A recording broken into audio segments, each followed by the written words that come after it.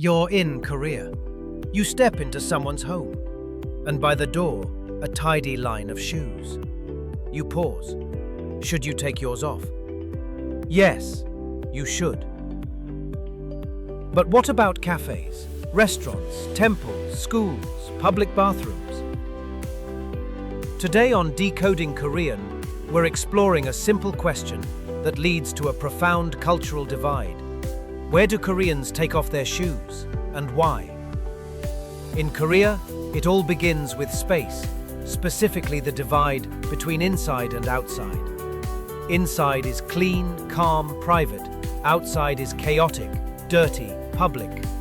The boundary is physical, spatial. That's why Koreans take their shoes off at the door, not just at home, but in temples and floor-seated restaurants too.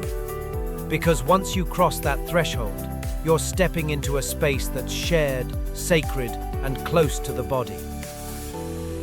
This links directly to Ondol, Korea's traditional heated floor system. Koreans sit, sleep, eat, live on the floor, so the floor must be clean, always.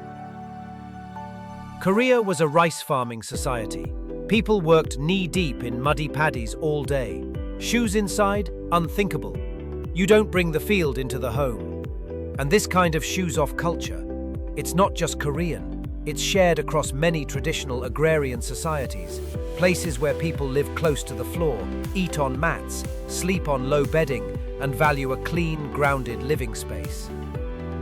In fact, over 5 billion people around the world, more than half the global population, live in cultures where taking off your shoes indoors is just normal. So if you're used to keeping your shoes on at home, you're actually in the global minority. Now compare this to Western cultures, especially those shaped by hunting or nomadic traditions. There, the boundary isn't about space, it's about the body. Self versus others, privacy versus exposure. Shoes in the West aren't just for walking, they're part of identity, protection, personal comfort. So when a host says, "Please take off your shoes," a Westerner might feel awkward, even offended, as if being told to take off part of their clothing. After all, the foot is a private part in many Western minds. Asking someone to show it can feel like asking them to expose their underside, something usually hidden. So while Koreans protect the floor, Westerners protect the self. Same action, opposite meaning. And there's history on the Korean side too. During times of foreign occupation, soldiers barged into homes, boots on, violating not just privacy but dignity. Even today, someone walking into a Korean home with shoes on can feel emotionally like a stranger stabbing into your most vulnerable space. So, what's respectful in Korea might feel invasive in the West, and what feels natural in the West might feel deeply offensive in Korea. So when you walk into a restaurant where you're asked to take off your shoes, it means you're being welcomed into their inside, like an honored guest. You feel that? I still remember my university dorm in Toronto, Canada.